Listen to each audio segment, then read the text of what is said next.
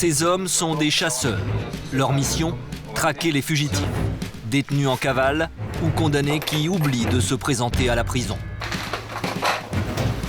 Je prends toujours une petite bombe anti-régression, surtout pour moi, je trouve, pour les chiens. Je préfère éventuellement me servir d'une bombe que de donner un coup de pied à un chien, quoi. Ou de me faire mordre.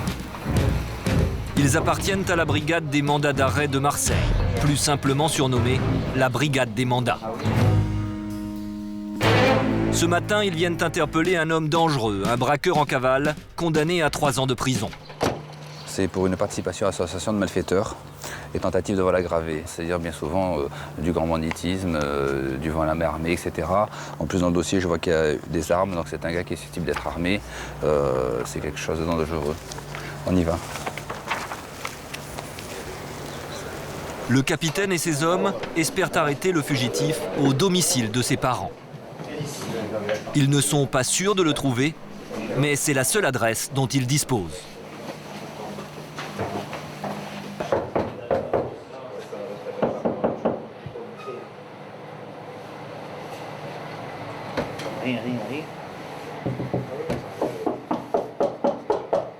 Personne ne répond, pourtant l'appartement est occupé. Tourne, hein.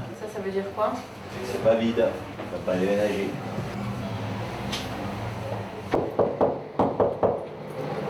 Pardon madame, je peux voir votre fenêtre s'il vous plaît? Pourquoi? Juste pour voir la fenêtre. La voiture, c'est ma garage.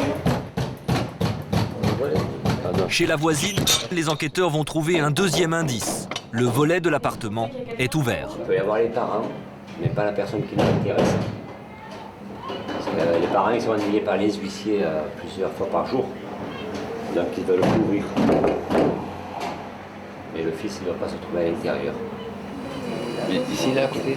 La voisine, en procès avec la famille du fugitif, leur donne une adresse où il se cache peut-être. Allez, c'est là. Moi, de toute façon, moi, je suis à la justice fiscale, j'ai 3 jugements.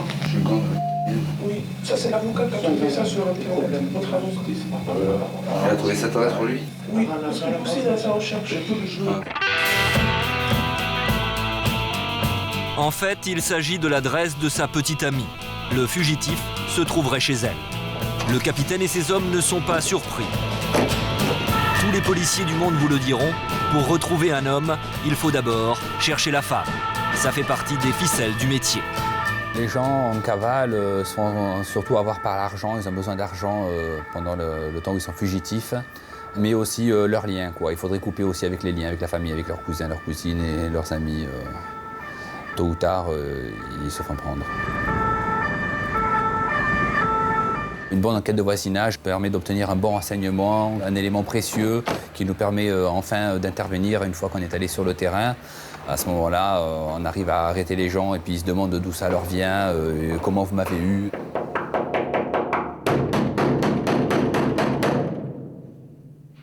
C'est la police.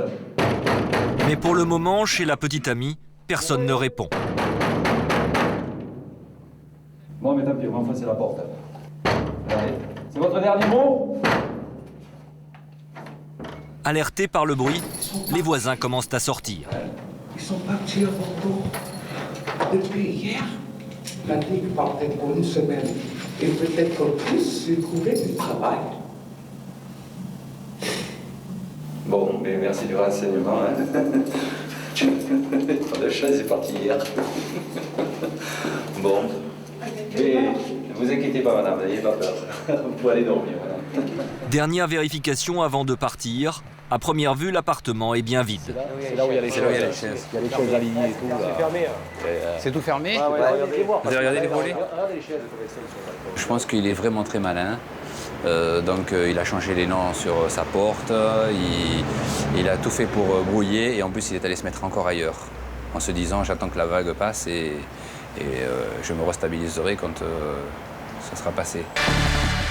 Les enquêteurs rentrent donc bredouille, mais ils n'ont pas dit leur dernier mot. Aussi incroyable que cela puisse paraître, en France l'an dernier, 30% des peines n'ont jamais été effectuées. Des condamnés non incarcérés à l'issue de leur procès et qui ne se présentent jamais à la prison. Ils sont alors considérés comme des prisonniers en cavale. La cavale est difficile, elle dure un temps. Donc là, ils rentrent dans un système hors la loi qui est difficile à maintenir en société. qu'il ne faut pas oublier une chose, c'est qu'une vie en cavage, c'est pas donné par rapport à une vie classique. Je dirais qu'il faut multiplier par 4 ou 5 la somme d'argent nécessaire pour vivre dans une certaine clandestinité. Tout coûte cher pour pouvoir se loger. Il faut trouver des gens qui acceptent que vous payez en liquide sans garantie. Le voyou, dès qu'il est malade, il va voir un médecin, mais il n'est jamais remboursé au niveau sécu. Il ne veut surtout pas que les services de l'État, et surtout nous-mêmes, donc on puisse le remonter. Pour acheter une moto, il va falloir qu'il paye cash. Et puis au moindre souci de repérage éventuel, il est obligé de changer parce que donc des fois il y a des motos qui durent 6 mois. Donc il lui faut de l'argent, toujours de l'argent. Ce jour-là, c'est un autre homme en cavale que les policiers de la brigade des mandats viennent chercher. Un multirécidiviste, plusieurs fois condamné pour vol avec violence. On est déjà passé, il y était pas. Mais bon, comme c'est quelqu'un qui part en vacances, qui voyage, on y revient.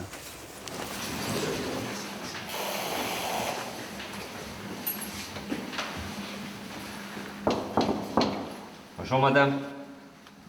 C'est la police madame, bonjour. Vous ouvrez, c'est la police. Bonjour madame. Bonjour.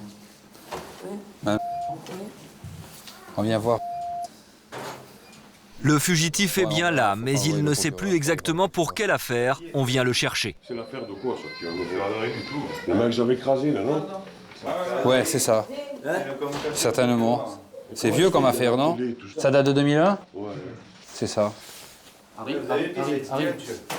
L'un des policiers fait un signe à ses collègues. Il faut surveiller le jeune homme de très près. On est à quel étage là? On est à quel étage là? Quatrième. Les policiers restés en bas de l'immeuble ont aperçu le jeune homme quelques minutes plus tôt qui essayait de s'enfuir par le balcon avant que sa femme ouvre la porte aux policiers. Il a renoncé à sauter, trop risqué.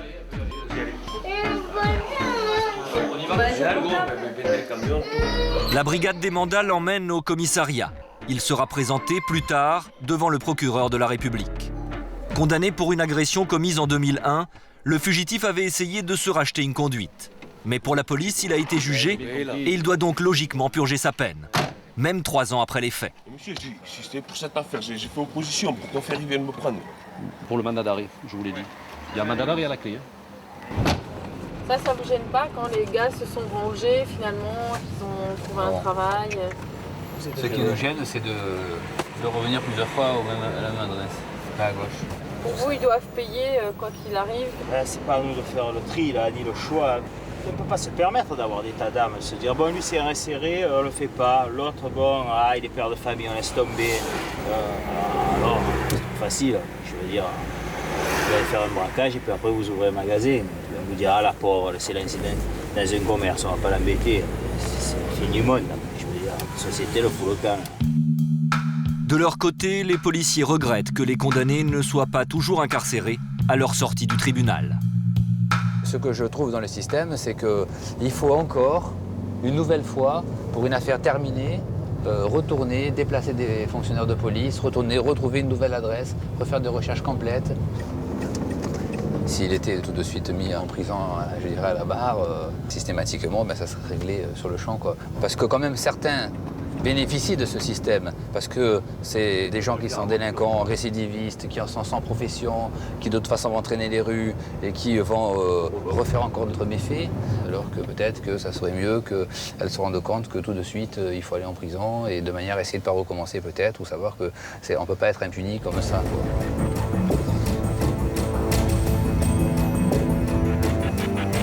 Le capitaine vient de recevoir un appel intéressant.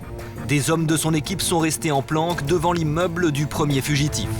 Souvenez-vous, le braqueur soi-disant parti à Bordeaux avec sa famille. Ces hommes lui signalent un élément nouveau. Les policiers se mettent en route. Cette fois-ci, on a fait des surveillances de l'appartement et on s'est aperçu qu'il était occupé. Donc, est-ce qu'il y a que la femme et le gosse? On n'en sait rien. Mais bon, à cette heure-ci, l'individu recherché peut être à son domicile. On va voir cette fois-ci ce que ça donne, quoi. Vite monter devant la porte parce que s'il nous entend, il va se tirer chez les voisins. C'est ce parasol qui a mis la puce à l'oreille des policiers.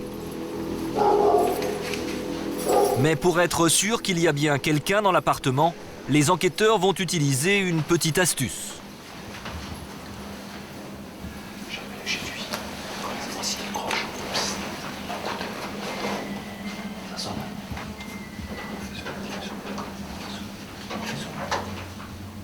Oui, bonjour madame. C'est la police, on est devant votre porte. Vous ouvrez s'il vous plaît. Merci. Bonjour madame. On peut rentrer s'il vous plaît? Vas-y, vas-y. Votre ami, il est là? Votre copain?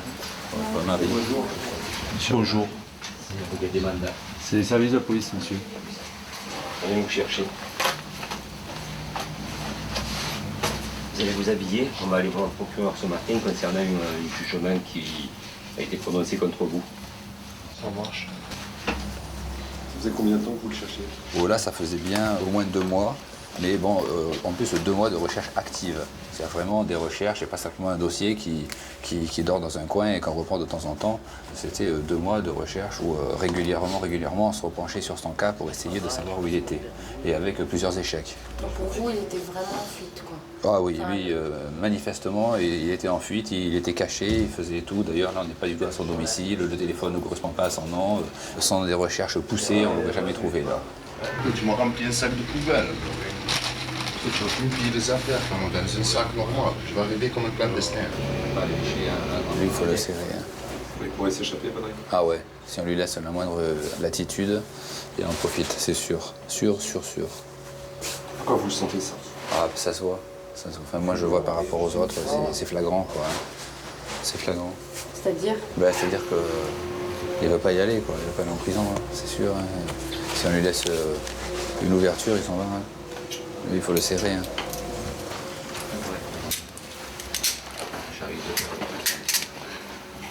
Cet homme avait braqué la gérante d'un bureau de tabac pour lui voler la recette de la journée.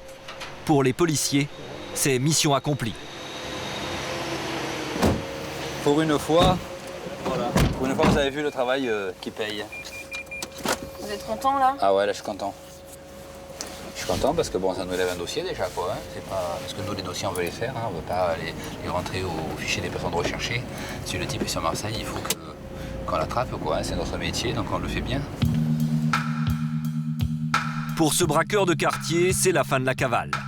Condamné à 3 ans de prison en 1999 pour son attaque à main armée, le jeune homme avait déjà effectué 21 mois de détention préventive. Il lui reste 1 an à faire et il pensait pouvoir échapper à sa sentence. Aujourd'hui, il va devoir payer le reste de sa dette à la société. 3 ans, 4 ans, 5 ans après, ça fait quoi? T'imagines, en 99, on est en 2004. J'ai un enfant, je vais me marier, je travaille.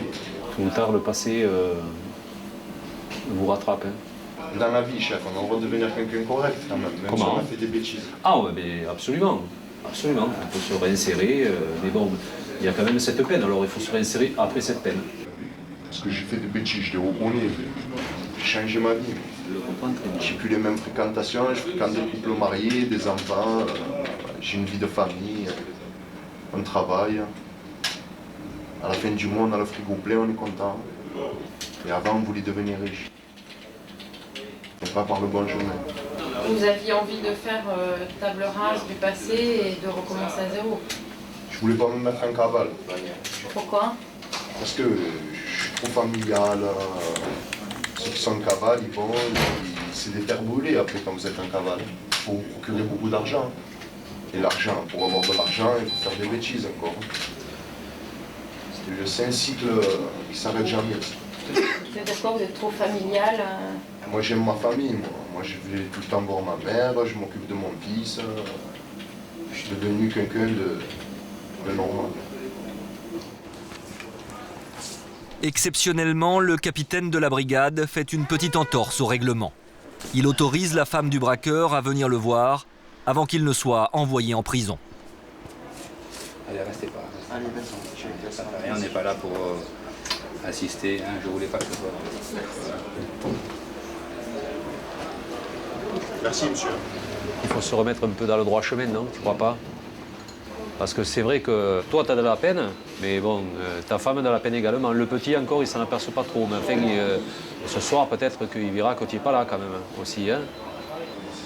Donc, je pense que dans l'avenir, il faudra se tenir à carreau, de manière à sortir le plus rapidement possible avec bonne conduite, et puis reprendre le travail, et puis voilà, hein, et de dire, bon, je ne veux plus revivre cette situation. Le braqueur est emmené chez le procureur en compagnie de l'autre fugitif, le multirécidiviste qui avait tenté de s'échapper par le balcon. Les deux hommes connaissent bien l'univers carcéral, ils ont déjà effectué plusieurs séjours en prison. Ils savent parfaitement ce qui les attend. Ça va commencer des parloirs. T'as le droit à combien de temps? Quand tu es condamné, c'est 1 heure ou 2 par semaine. Tu vois tes enfants, ta femme, tu fais pas l'amour, comment tu fais? En plus, c'est quand il n'y a qu'1 heure par semaine. Je préfère mieux que ma femme vienne avec mes enfants que seule. Quand elle vient seule, ça veut dire que pendant 15 jours, tu ne vois pas le petit. Ça veut dire que tu le vois 1 fois ou 2 par mois. C'est la misère, là, la prison. Les détenus se croient à la plage, à la serviette, en promenade, ils bronzent. Souffre, là, je te le dis, le manger, les mangeables, dis-te-le bien, ça, au reportage. Que Sarkozy, à la place de s'occuper des conneries, là, il y est plus. Dis-te-lui bien qu'il s'occupe du manger au moins. Ouais. Pour la tête de ma mère, quand bon mettre, tu peux pas manger la manger. C'est impossible. Impossible. C'est impossible, tu peux pas manger, tu vomis. Tu sors des boutons et tu sors. C'est quoi les règles au Beaumet là pour que ça se passe bien? La douche en chaussettes, parce que sinon il y a des champignons dans les pieds. Voilà, pas de portable. Pas de drogue. Pas de drogue et voilà, être un homme, avant tout. Tu respectes, on te respecte, c'est tout. Hein. Et c'est important de connaître des mecs de quartier. Oui, c'est eux qui te dépendent. Hein. C'est la première chose qu'il faut. Quand tu arrives, ils t'envoient les cigarettes, ils t'envoient 2 oignons, ils t'envoient un paquet de pâtes. Faut que le premier soir tu gamelles au moins. Faut manger un peu. Là, c'est 1 kilo de pâtes par jour. Ah. Sur la tête de pâte ma au mère, beurre, pâte au thon. Tu restes 1 an en prison, tu as mangé au moins 500 kilos de pâtes. Que des pâtes, il n'y a que ça à manger. Des pâtes ou du riz, c'est tout. Les deux hommes sont présentés au procureur de la République. C'est lui qui va décider de les envoyer ou pas en prison. Ils ont encore une petite chance de ressortir libres de ce tribunal. Pour ça, ils vont devoir convaincre le procureur qu'ils se sont remis dans le droit chemin. Une tâche difficile, le substitut du procureur responsable de l'exécution des peines a l'habitude d'entendre des beaux discours. Mais son rôle est de faire appliquer la justice au nom de la société et des victimes. Vous avez payé les dommages et intérêts à cette dame? Je croyais que c'était à l'État, les 1000 euros. Ah non, non, non. À l'État, vous ne devez rien si ce n'est 3 ans d'emprisonnement, moins la détention provisoire. Non, non, les 1000 euros, c'est pour les parties civiles. Tout à fait. Ah bah oui, mais monsieur, vous me dites ça maintenant, je vais le payer, je vais les payer, je vais vous croire sur votre bonne mine, monsieur. Je n'arrive pas à remplir mon frigo à la fin. Bah oui, non, mais je sais bien, monsieur. Oui, mais enfin, monsieur, au départ, si en 99, vous n'essayiez pas de piquer le sac à main d'une dame... J'avais 19 ans, mais c'est pas parce qu'on est majeur. Ah oui, non, je suis d'accord, c'est pas parce qu'on est majeur qu'on est adulte. Ça, c'est sûr que là... Ah mais tout à fait, monsieur. Je recule si vous savez comme je regrette ce que j'ai fait ou des bêtises que j'ai pu faire. Et... C'est pas des bêtises, monsieur, ce sont des délits, graves. Les délits que j'ai fait alors. Ce sont des délits graves. Le délit que j'ai fait, parce que c'est le seul délit que j'ai fait. Je suis franc avec vous, madame. J'aurais fait 1 mois de prison, je crois que ça m'aurait largement suffi. J'en ai fait 21. Ah, c'est sûr, oui. Quand je suis sorti, j'ai mis 1 an à me remettre de la prison. J'ai fait une dépression pendant 6 mois, madame. Personne n'est bien en détention. Ça, je ne vais pas vous dire que vous allez monter tout à l'heure au Beaumet. Quand on s'est réinséré dans la société, ça a été très dur de se réinsérer. J'ai arrêté de fumer des drogues. Ça a été très très dur. Et là, je vais rentrer dans un système où ça va me casser en deux. Non, ça ne va pas vous casser, monsieur. Parce que si dans votre tête, vous n'avez plus envie de retomber dans ce système-là, vous allez vous... Et quand on est là-dedans, on est plein de haine, on est plein de... Mais pourquoi plein de haine? Quand on sort de prison, on a envie de manger le monde, on a envie de tuer tout le monde. C'est vrai ce que je vous dis, madame. Je vous le promets. On repart dans un système, j'abandonne mon enfant. Vous savez comment on vit bien en famille, madame? Ah oui, monsieur, mais... J'ai connu l'amour de mon fils, madame. Je peux vous dire que toutes les bêtises, ça passe au-delà de notre tête. qu'on n'y pense même plus. On pense à travailler, à remplir son frigo. Bah oui, mais monsieur, moi je vais être volontairement brutale. La personne à qui vous avez essayé de piquer le sac, est-ce que vous pensez que depuis 99, cette personne vit sereinement? Non. Non. À mon avis, c'est le genre de personne qui, quand elle entend une feuille bouger derrière elle dans la rue, doit sursauter parce qu'elle doit avoir l'impression que quelqu'un va essayer de lui revoler son sac. Alors vous me faites part, vous, de vos difficultés, de l'amour de votre enfant. J'entends tout ça, j'entends, monsieur. Mais là, en l'état, monsieur, vous allez être incarcéré aux Baumettes. Vous pouvez y aller. Non. Tenez, madame, excusez-moi. On peut pas échapper. Inséré ou pas, on ne peut pas s'échapper. Vous avez beau travailler, mais c'est toujours pareil, ça vous rattrape. Alors vous manquez pas parce que ça vous rattrape.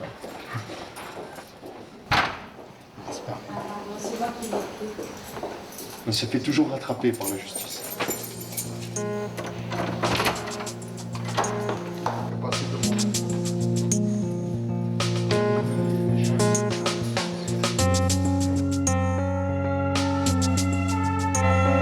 Retour à Marseille, loin des quartiers chics de Paris, les hommes de la brigade des mandats se rendent dans l'une des nombreuses cités de la ville.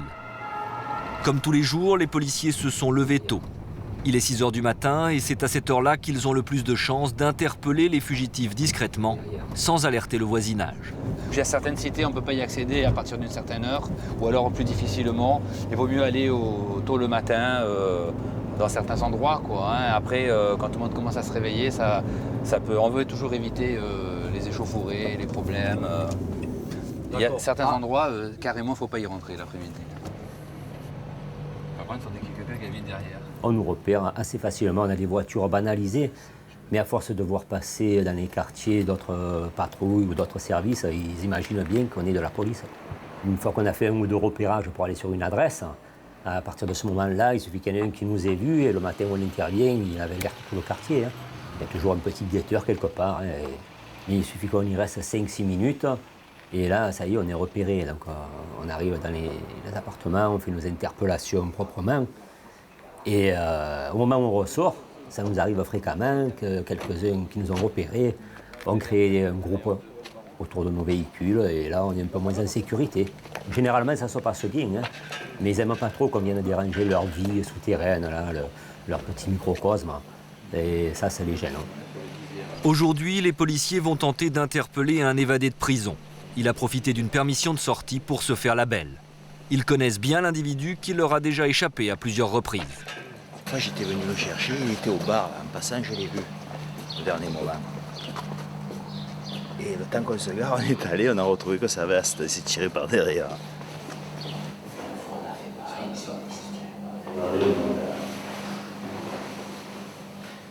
fois on est revenu aussi, il a sauté par derrière, il s'est tiré de l'autre côté, mais là il y avait quelqu'un qui l'attend. Ouais, bonjour, c'est la police. La maman du fugitif ouvre la porte. Oui. Votre fils? Non. Il n'est pas là? Non. Vous l'avez pas vu? Vous l'avez pas vu? Non. Alors il habite où? Je ne sais rien. Parce que vous savez qu'il y a un mandat d'arrêt. Je sais, vous êtes venu déjà. Voilà, mais il faut qu'on revienne tant qu'on l'a pas. Hein. Eh ben, c'est le juge qui nous envoie. Vous êtes le bienvenu. Voilà, on est les bienvenus. Mais je vous dis de fouiller. Dites-nous où il est. Parce que là, regardez, c'est simple, hein, voilà, mandat d'arrêt. Alors comment on fait là? C'est bien lui ça. Eh bien oui, c'est mon fils. Ah, il faut qu'il aille en prison. Hein. Il faut que c'est Monsieur, pas pour 20 ans, mais pour finir un petit peu sa peine là. Remettez-vous. Mais oui, je sais très bien, mais bon. Écoutez-moi, on dirait que je suis. On s'en sort pas là. Vous croyez que moi je suis contente que mon fils fasse ça? Oui, mais je sais très bien. Bon, il n'y a personne qui peut le voir, l'expliquer. Allez, on le fait gentil là. On n'est pas là. Père, mais je le sais. On est gentil, on n'est pas là pour. Monsieur, je passe la tête de mon père pour rien. Vous ne faites pas le souci de savoir qu'il est dehors comme ça? Oui, monsieur. Ah, ça me fait plaisir. Vous croyez que ça me fait plaisir, moi, les bêtises qu'il a fait avant? Et moi, vous croyez que ça me fait plaisir, moi? Madame. Mais vous faites votre métier, mais moi, je suis sa mère, monsieur. Oui, une différence. Qu'est-ce qu'il a fait comme bêtise? Oh, il a fait des casses de magasin, hein, parce que je ne pouvais pas subvenir tout le temps à ses besoins. J'ai donné les cigarettes, j'ai donné un peu de sous, mais mon fils, il aime se mettre dans la merde, mais il ne pense pas à sa mère, il ne pense pas à ses soeurs. Voilà, c'est tout. Vous croyez que c'est gentil, ça? Ma fille a des gendarmes. Et elle a quitté sa démission par rapport à son frère. Vous pouvez rigoler, hein. C'est Non, rigolo, rigole pas, hein, c'est alors. risible, hein. C'est Vous pas êtes eux. rigolo, hein. Michel. Oui, rigoler, mais c'est pas beau, hein. C'est pas beau, c'est qui fait lui, Michel. C'est pas beau, lui, mais c'est pas la faute de moi et ni de mes filles, hein. Pour mon audition. Attendez, fermez. C'est toujours difficile avec les parents. Ouais. Qu'est-ce que vous voulez que je vous dise? Qui c'est qui fait l'éducation? C'est moi ou elle qui a fait l'éducation à son fils? Voilà, le résultat aujourd'hui, ça sert à rien de crier, de pleurer. Fallait sévir avant. Donc vous la croyez pas hein, quand elle dit qu'elle... Je vais vous dire, nous on a un caractère suspicieux. C'est fait tellement avoir qu'on croit plus rien. On regarde, on vérifie, après on en tire les conséquences. Si je prends tout pour argent comptant, je suis pas policier. Pas vrai? Oh. Dans la bibliothèque familiale, une collection de livres attire l'attention des policiers. L'histoire du banditisme et les 3 tomes des grandes évasions. Le fugitif, sans doute inspiré par ces lectures, est toujours en fuite. Les policiers de la brigade des mandats n'ont plus aucune piste pour le retrouver. Ils vont donc inscrire son nom au fichier national des personnes recherchées, à la rubrique « Évadés de prison ». Le deuxième dossier de la matinée amène les hommes de la brigade dans un quartier difficile, au sud de Marseille. L'homme recherché ne fait pas l'objet d'une grosse condamnation. 3 mois de prison pour récidive de conduite sans permis. Mais pour les policiers, cela ne change rien. Toutes les peines doivent être exécutées. C'est pas mal de petites peines parce qu'on voudrait trier ces affaires avant le 14 juillet. Toutes les peines de moins de 2 mois ou qui approchent de 2 mois peuvent être réduites à néant passé le 14 juillet, vu le décret de grâce présidentiel qui arrive chaque année, quoi.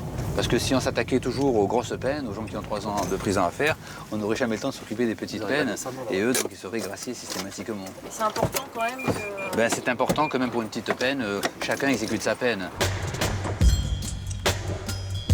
L'état de délabrement des parties communes de la cité est à peine croyable. Mais les policiers retrouvent quand même le domicile du fugitif.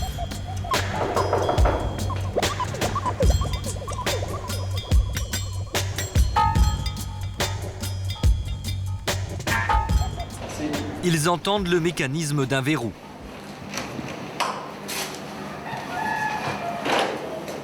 Ils s'imaginent que la porte va s'ouvrir d'un instant à l'autre.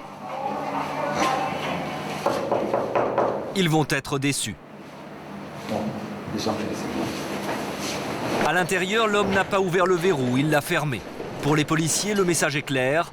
Il va tenter de s'enfuir par le balcon. Allez, c'est parti, il est parti de là. C'est celui-là. Hein. Ouais, c'est celui-là. Là. Tu vas sauter d'où? Du troisième, il est parti du troisième. Ça, il peut pas sauter là. Tu l'as vu? Ouais, je l'ai vu, il est sur le balcon là. Il nous a regardé et il est rentré dedans. Finalement, quelqu'un s'est décidé à ouvrir la porte. Il s'agit du frère de l'homme recherché. Monsieur, voulez-vous savoir ma carte d'identité? Je vais vous la sortir. Pourquoi tu ouvres pas? J'ai regardé au Judas.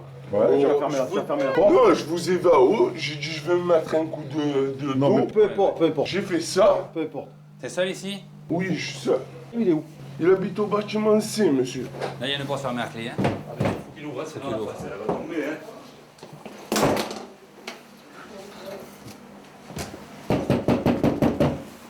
Ah, c'est la cuisine, je crois.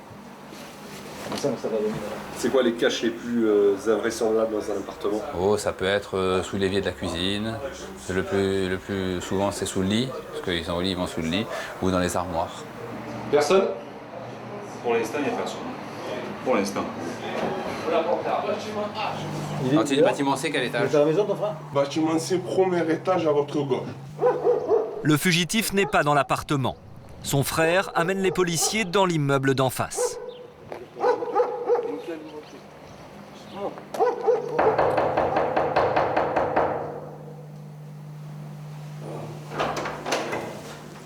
Bonjour monsieur. Bonjour Carrier. Bon, est-ce que c'est bon? Ça va, c'est bon. Attends un peu là. L'homme qu'il recherche est bien là. Il se laisse arrêter sans difficulté. Alors, qu'est-ce que vous en pensez? Si tu m'as vu dans le balcon, tu as pensé quoi? Que j'allais me voler comme un oiseau? Pareil que... On n'a pas sur autre chose. Bon, dans l'ensemble, comment ça s'est passé? Bien? J'ai vu pire que ça, hein, déjà. J'ai vu pire que ça. Ben, franchement, espérons que je ne vais pas faire à vous. De toute façon, je ne vais jamais faire à vous. Allez, ciao. L'interpellation s'est déroulée en douceur et les policiers décident donc de ne pas menotter le fugitif. Il arrive que les 3/4 du temps, on ne passe pas une menotte parce que c'est vrai que du fait de mettre des fois des menottes, eh ben, ça peut effectivement dégénérer par rapport à la famille. Et pourquoi vous lui mettez des menottes et on ne s'en sort plus, quoi. Et nous, bon, c'est vrai qu'on fait ça tous les matins et on ne peut pas se heurter tous les jours à la famille. Le conducteur sans permis est emmené directement au palais de justice. Il va passer devant le substitut du procureur. Le gyrophare, là, c'est indispensable? À un moment donné, ça devient indispensable parce que on a quand même un individu interpellé. Ça arrive qu'on sorte d'une cité, qu'on se fasse rattraper par des gens qui veulent évacuer un des leurs. Donc on ne va pas se permettre non plus de rester sur place dans la circulation avec un individu arrêté, quoi. Là, il faut rentrer à l'hôtel de police assez rapidement, quoi.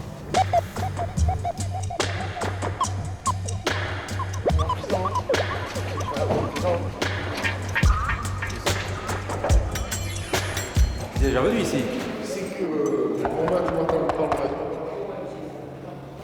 Vous vous sentez mal là? Ma foi, je sais que je vais aller en prison, c'est normal, je me sens mal. Pourvu qu'il m'accepte en semi-liberté pour 3 mois de prison. C'est rien de grave. Hein. Le fugitif espère que la justice sera clémente. Il aimerait bénéficier d'une semi-liberté, un aménagement de peine prévu pour les personnes qui ont un emploi. Monsieur, si je vous laisse dehors, si je ne mets pas exécution cette peine, si je ne vous envoie pas où vous mettre, il faut que j'ai de bonnes raisons. C'est que vous puissiez, que je puisse m'assurer qu'effectivement, d'ici peu, vous aurez ou une formation, ou un stage, ou un emploi, ou je ne sais quoi. Je cherche de partout. Non, mais ça, monsieur, que vous cherchiez, je ne vais pas dire le contraire. Hein. Peu importe ce que je veux trouver, un agent d'entretien, je vais travailler, madame, mais je vous promets que je suis en recherche d'un boulot. Si on me met en prison, je vais rien faire, ça va tout partir en l'air. Vous mettez la charrue avant les bœufs. On n'est pas en semi-liberté pour trouver du travail, on trouve du travail et éventuellement, on est en semi-liberté. Mais en l'état, vous n'avez rien, monsieur. Je suis à la recherche, madame. Oui, mais monsieur, vous êtes à la recherche, mais moi j'ai une peine. Alors maintenant, on va voir une... Oui, d'accord, monsieur. Alors, il a quel âge, votre enfant? Il a 4 ans. Alors que vous avez un enfant, alors que vous êtes responsable, hein, vous conduisez à 2 reprises sans permis, et maintenant vous me dites, j'ai un enfant et je cherche un boulot, alors il ne faut pas m'envoyer en prison, monsieur. Mais je vais trouver avant qu'il... Avant quoi? Avant que je vais en prison. Je vais trouver... Oui, non, vous allez y aller... Non, papiers. monsieur, vous allez y aller maintenant, monsieur. Vous allez y aller maintenant. Si je les laisse, ils vont vivre de quoi? Ils vont manger quoi? Ça va être dur pour elle. Tout seul, elle vient du pays, elle ne sait pas vraiment lire, elle ne sait pas faire les commissions. C'est moi qui s'occupe de la maison. Ouais, mais attendez, monsieur... C'est monsieur... méchant, c'est une liberté. C'est vrai que j'ai fait une petite connerie, mais c'est du passé. C'est pas une connerie, monsieur. Ce sont des délits. Maintenant, monsieur, quand vous conduisez sans permis, monsieur, ça peut vous conduire directement au Beaumet. Hein. Ouais, femme, pas femme, enfant, pas enfant, boulot, stage, formation... C'est du passé, madame, c'est fini maintenant. Oui, mais monsieur, c'est pas parce que c'est du passé pour vous que la justice l'efface. Au revoir. Merci beaucoup. Au revoir, messieurs. Le substitut du procureur est intraitable. Aux yeux de la justice, toute condamnation doit être suivie des faits. Le fugitif effectuera donc sa peine de 3 mois à la prison des Baumettes. Il sait désormais que le fait de conduire une voiture sans permis est un délit qui peut amener directement derrière les barreaux.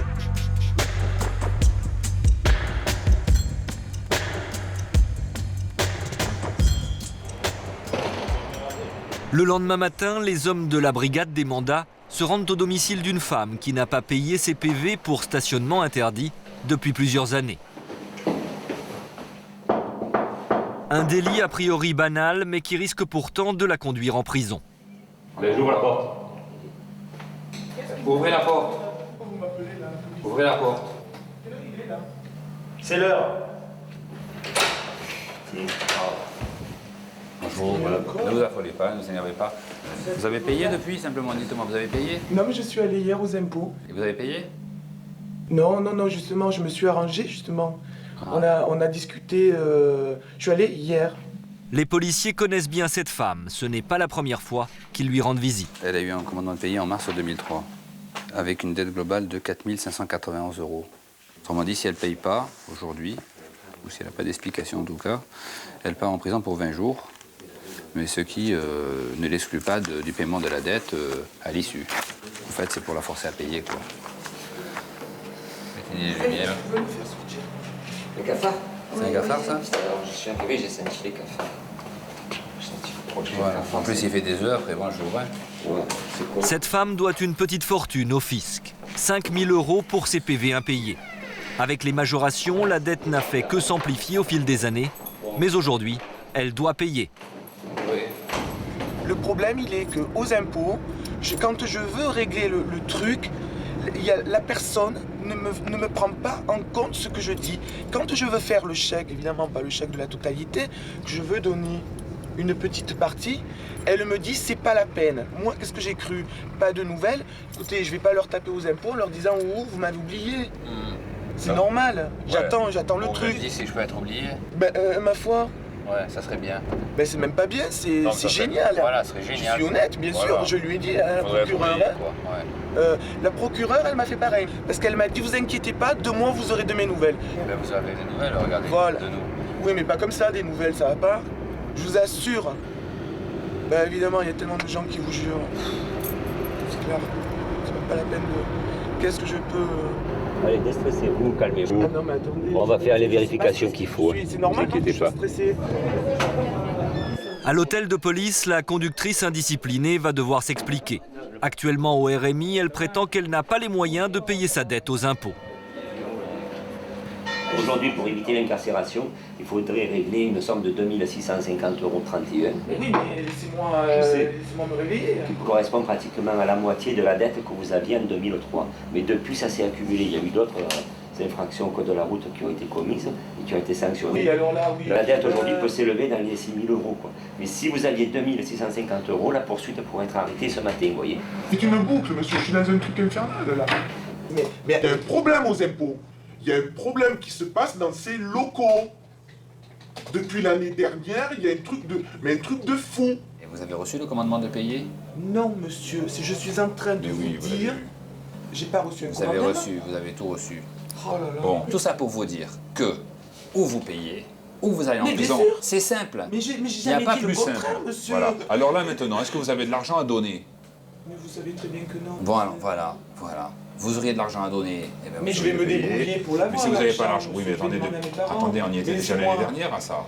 Eh ben, je paye, il n'y a pas de problème. Votre compte est approvisionné?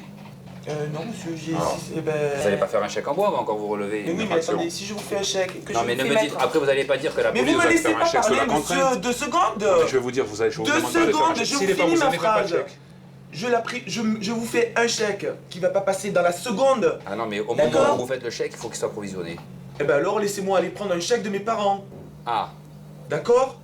Ah. C'est ce que je... Vous me laissez pas parler, vous faites des monologues. Non, mais vous êtes en train de sortir un chéquier, là. Eh ben alors, qu'est-ce que je vous fais? Je vous donne mon cul? Non, monsieur. Eh ben alors, arrêtez, monsieur. Non, ce chéquier, là. Là, ça y est, c'est bon, là, hein? Ah, d'accord. D'accord. Ok. Je sortais pas ce chéquier s'il n'est pas provisionné. Et alors, comment je fais? Bon, je vous donne mon corps, qu'est-ce que vous faites? Non, pas du tout. Vous allez eh ben alors... Votre famille qui peut payer? Votre famille peut payer, là? Oh, maintenant, c'est bon, là.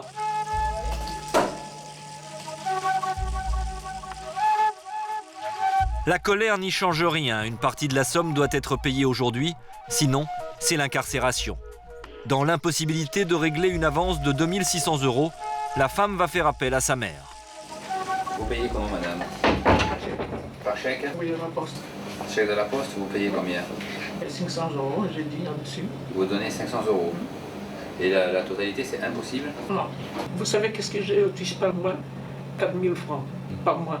Et mon mari, à peu près pareil. Vous donnez 500 €, vous voulez pas que votre fille ait Non. Parce que 500 € c'est peut-être pas suffisant. Pour en avoir le cœur net, les policiers décident d'appeler le centre des impôts. C'est lui qui est à l'origine de l'affaire. Ils vont faire part de la proposition de la mère d'avancer une partie de la somme d'argent. la maman est venue, mais apparemment, elle n'arrive pas à régler les 2650 €. Elle pourrait régler 500 € immédiatement, quoi, pour empêcher l'incarcération des 20 jours. Oui, c'est que des amendes de circulation. Hein. Ouais, c'est difficile d'envoyer quelqu'un si elle est prête à payer une partie. Est-ce que je peux vous rappeler dans une heure? Je vois le chef de poste. D'accord. J'attends votre coup de fil, monsieur. Merci. Au revoir.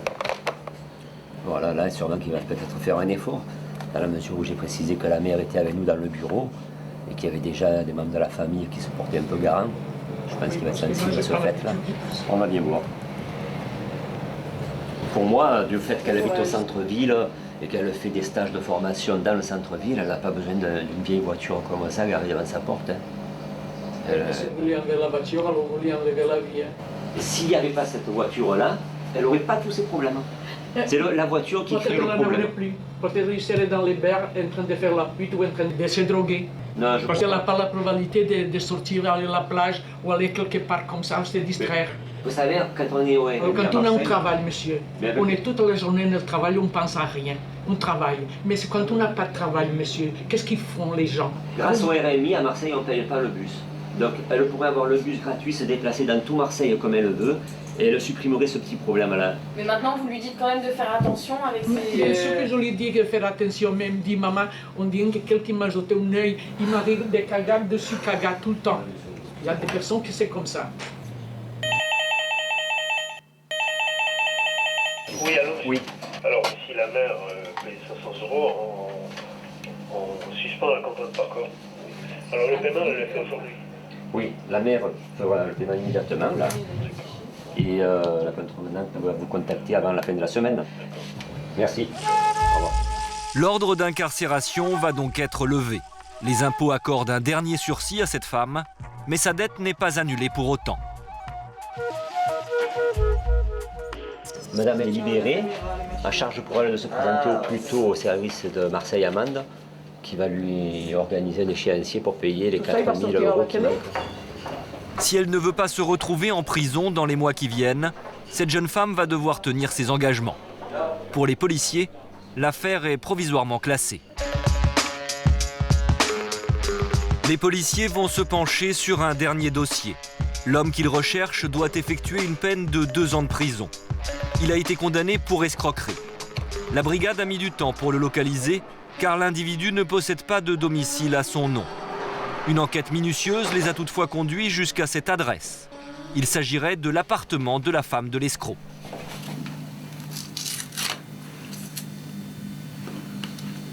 C'est pourquoi ça? Dans le noir, la petite heure, il s'éteint. Il croyait que bon, il n'y a personne devant la porte.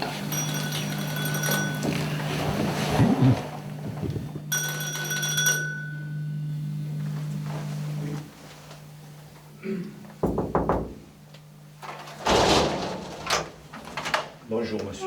Bonjour. Bonjour. Faut qu'on vous voit. D'accord. Vous avez été condamné à 2 ans pour escroquerie. Ah mais non monsieur, je suis passé au jugement, j'ai été acquitté. À Avignon?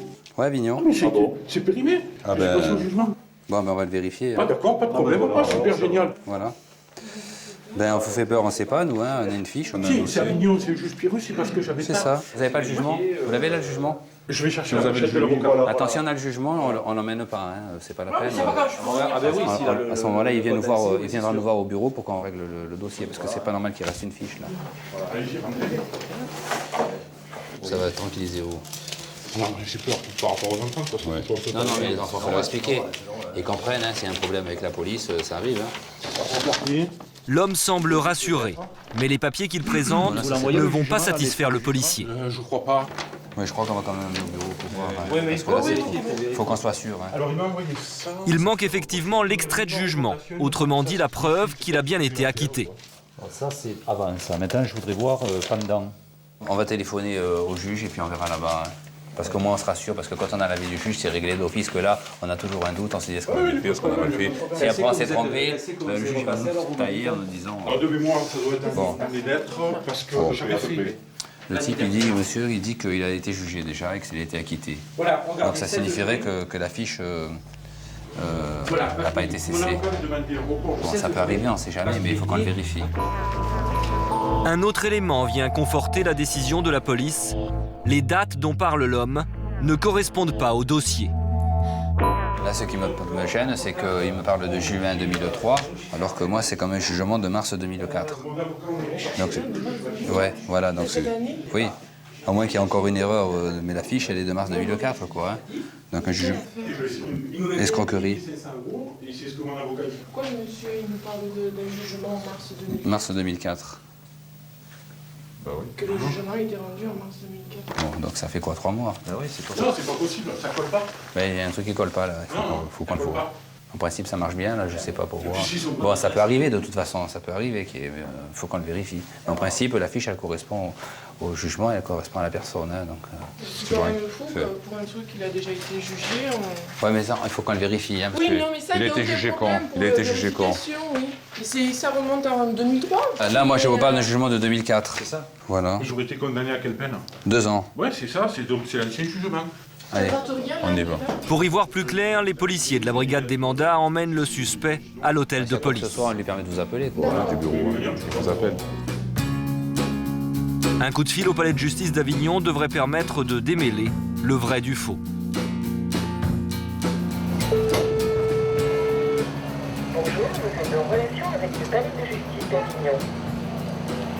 Je vous appelle parce qu'on a arrêté une personne qui est inscrite au fichier personne recherchée avec un jugement par défaut du TGI d'Avignon du 15 mars 2004, 2 ans de prison, escroquerie, mandat d'arrêt décerné. En 2004, il nous parle du jugement de 2003. Apparemment, ça, on va avoir la confirmation, là, mais bon, ça ne tient pas la route, quoi, je veux dire. Et alors, il n'aurait pas dit à sa femme, c'est ça? C'est possible, ouais. Qu'il lui aurait caché, mais bon. Alors, c'est vrai que dans l'entente comme ça, elle a l'air sincère, mais bon. Elle est partie. Ah, elle va se renseigner. Gilbert, il faut bien le surveiller quand même. Hein. Le seul truc qu'il nous a dit tout à l'heure, c'est qu'il tient pas la route. Hein. Par mesure de sécurité qu'il a d'âge. Voilà, tout simplement. C'est pour ça que je t'appelle discretos, quoi. Il faut vraiment avoir l'œil, et comme il me dit Patrick, il me dit, il vaudrait mieux l'attacher même. Hein. Ça tient, ce jugement? Parce que le type lui dit, ah, tenez, j'ai été acquitté, nanani, nanana, mais enfin c'est un escroc, il fait du blablabla. Non, j'ai le mandat d'arrêt sous les yeux, il déclare condamné à 2 ans et décerne mandat d'arrêt à son encontre. Hein. D'accord. Escroquerie, c'est un jugement du 15 mars. Voilà. D'accord, au revoir. On a bien fait de le ramener. Hein. Il va tomber des nues là quand même. Ah, là, ouais, on va lui montrer là. Là, il va tomber des nues. Le capitaine va annoncer la mauvaise nouvelle au suspect.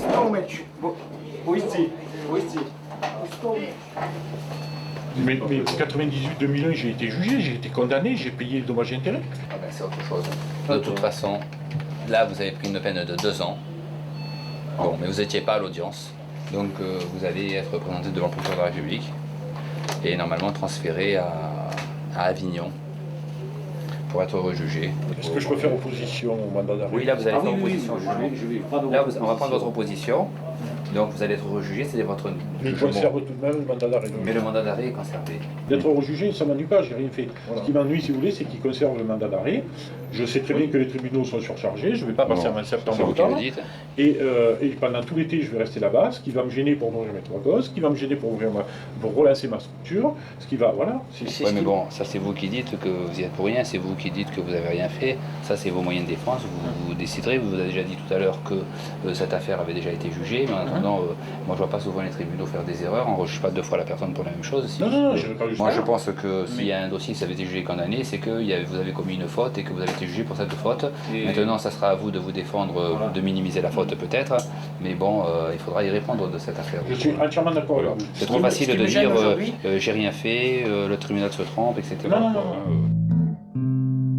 Cette fois, l'homme ne pourra pas échapper à sa condamnation. Comment là, monsieur? Aussi bizarre que ça puisse être, je suis très confiant, il n'y a pas de problème. Ce qui m'ennuie, c'est juste s'ils maintiennent le mandat d'arrêt. On est tous mes projets de réinsertion, de ci, de là. C'est la vie. S'il faut passer par là pour... On passera par là. Cette fois, l'homme ne pourra pas échapper à sa condamnation. Il va être enfermé dans une cellule de l'hôtel de police avant son transfert à la prison d'Avignon. Il va donc purger une peine de 2 ans pour escroquerie. Pour les policiers de la brigade des mandats, c'est un dossier qui se referme. C'est un fugitif de moins à rechercher. D'autres, en revanche, parviennent à passer entre les mailles du filet.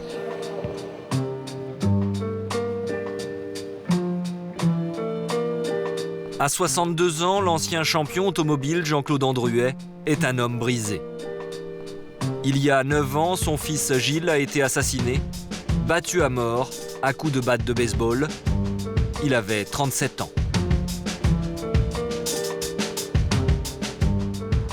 Ils ont jeté son corps dans la rivière et ils ont dû se précipiter parce qu'il était à moitié immergé.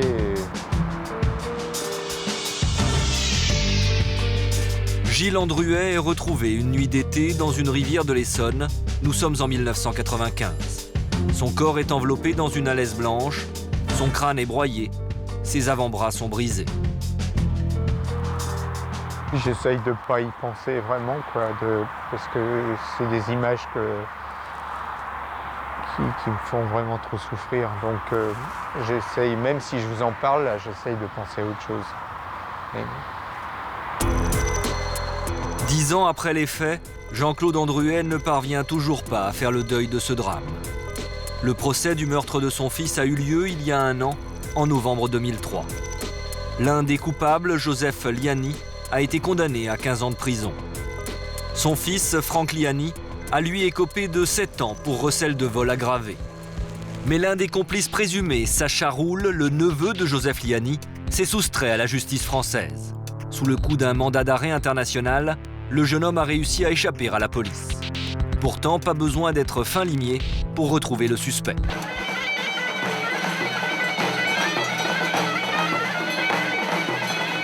Marrakech, à 3 heures de vol de Paris. La ville marocaine est une destination à la mode, un endroit prisé par la jet-set. C'est ici que Sacha Roule coule des jours tranquilles. Le suspect ne se cache pas, il gère même l'un des palaces les plus en vogue du Maroc. Nous nous faisons passer pour des clients de l'hôtel.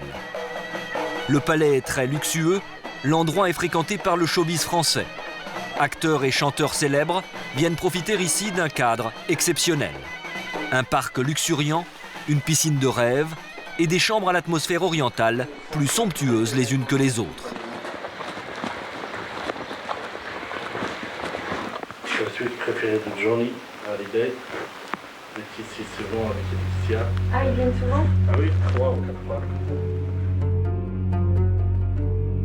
Pour cette suite, il faut compter 500 € la nuit. De retour dans le hall du palace, un homme en djellaba blanche, Sacha Roule. Au Maroc, il a pris l'habitude de porter une tenue couleur locale. Mais nous n'avons pas le moindre doute, il s'agit bien de l'individu recherché par la police française. Le maître des lieux est accueillant et souriant. Il n'a rien d'un homme traqué. S'il n'est pas inquiété, c'est grâce à sa double nationalité franco-marocaine. Il n'existe pas de convention d'extradition entre les deux pays. Le Maroc peut donc refuser de livrer à la justice française l'un de ses ressortissants, même s'il est suspecté de meurtre. L'affaire pour laquelle Sacha Roule est recherché remonte à 1995. Gilles Andruet est alors un champion d'échecs.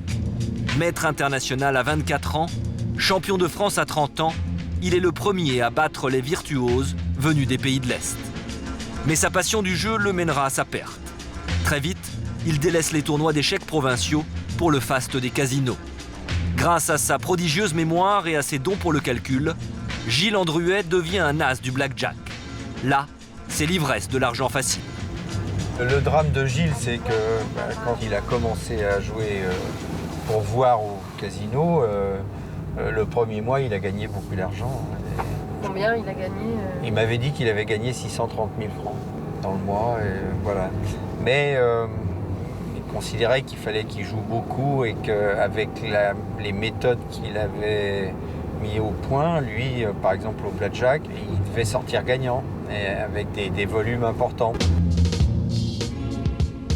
Mais les gains du blackjack sont aussitôt perdus à la roulette. Gilles accumule les dettes, il lui faut de l'argent, toujours plus d'argent. Au début du mois d'août 1995, une petite fortune va lui tomber du ciel. Un héritage de 400 000 francs. Mais Gilles est interdit bancaire et il ne peut encaisser le moindre chèque. C'est donc un ami de jeu, un certain Joseph Liani, qui va jouer les bons samaritains. Son fils, Franck, va ouvrir un compte dans une banque d'affaires marocaine à Paris. Gilles Andruet accompagne Franck Liani à la banque et signe lui-même la procuration. Condamné à 7 ans de prison, Franck Liani est actuellement en semi-liberté. Il a accepté de témoigner à visage caché.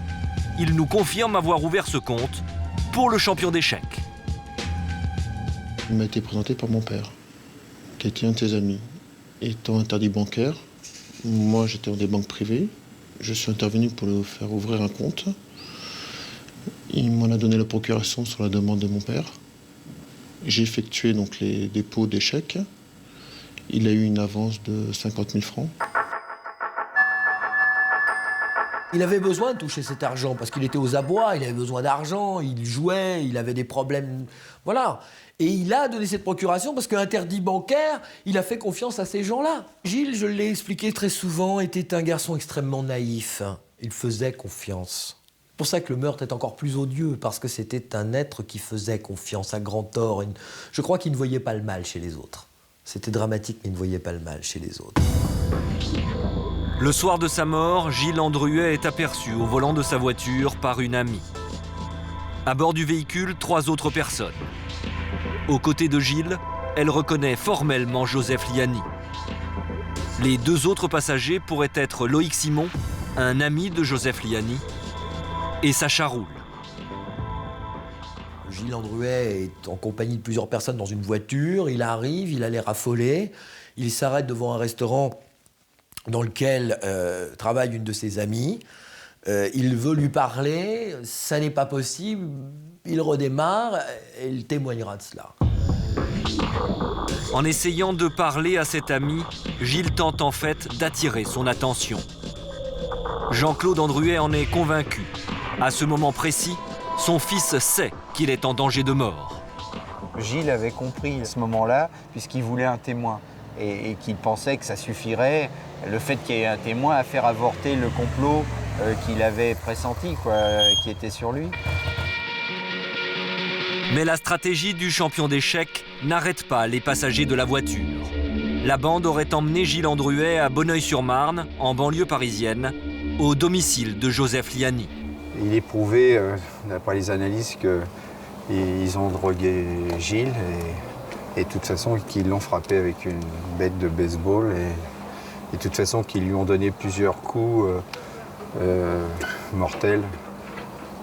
Donc ils étaient déterminés et ils lui ont laissé aucune chance. Hein, de toute façon.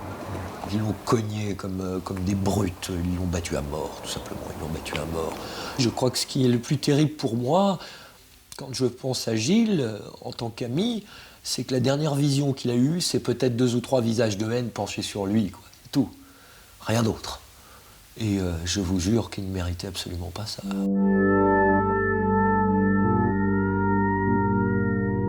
Le jour où le corps de Gilles Andruet est découvert dans cette rivière, l'argent de l'héritage tant attendu est débloqué. 350 000 francs encaissés presque immédiatement par Franck Liani. J'ai effectué ces retraits. Mon père m'a dit qu'il se trouvait en Belgique. Oui. J'ai fait les retraits, je lui ai remis l'argent. Voilà. Cette version des faits est contestée par Joseph Liani, toujours en prison. L'homme nie avoir touché cet argent. Père et fils s'accusent mutuellement et l'enquête policière n'apportera aucune preuve.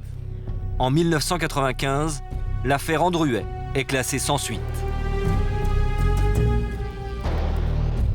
Mais 6 ans plus tard, sous l'impulsion d'un nouveau juge, l'enquête repart. Un poil découvert sur la laisse qui a enveloppé le corps de Gilles est envoyé à la police scientifique pour une expertise ADN. Et c'est seulement quand le juge Périès a relancé cette affaire et qu'on a découvert que la laise, c'est-à-dire le drap dans lequel qui entourait le corps de Gilles, quand il a été jeté dans cette rivière comme une ordure toute simple, comme un sac poubelle, je veux dire, portait la trace de l'ADN de Joseph Liani ou de Sacha Roul, puisqu'il s'agit effectivement d'un ADN mitochondrial.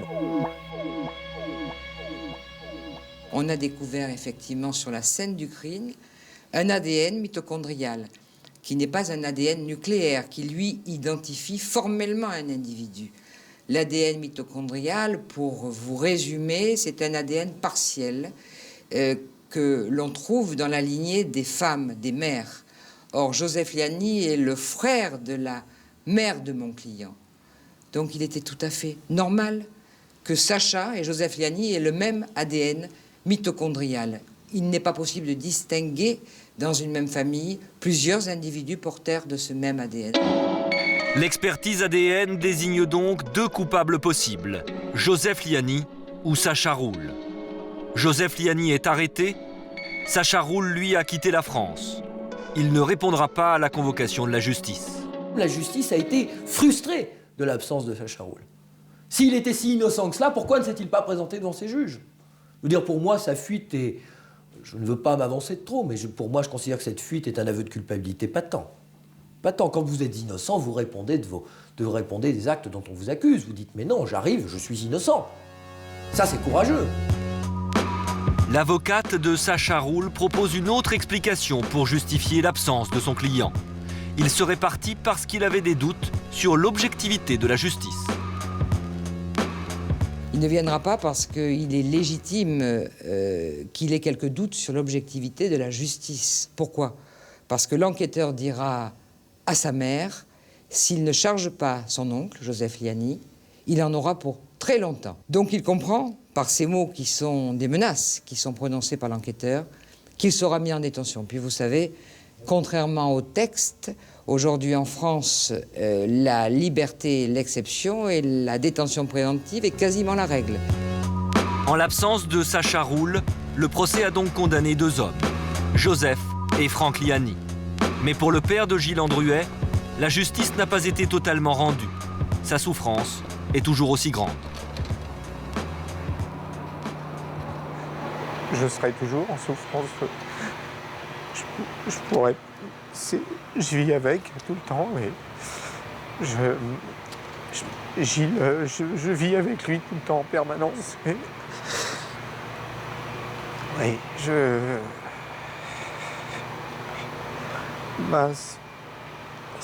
c'est un truc dont on ne peut pas guérir, ça.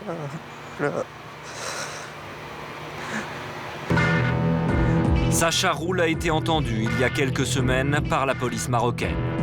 Il devrait être jugé prochainement au Maroc. Mais à ce jour, aucune date n'a été fixée.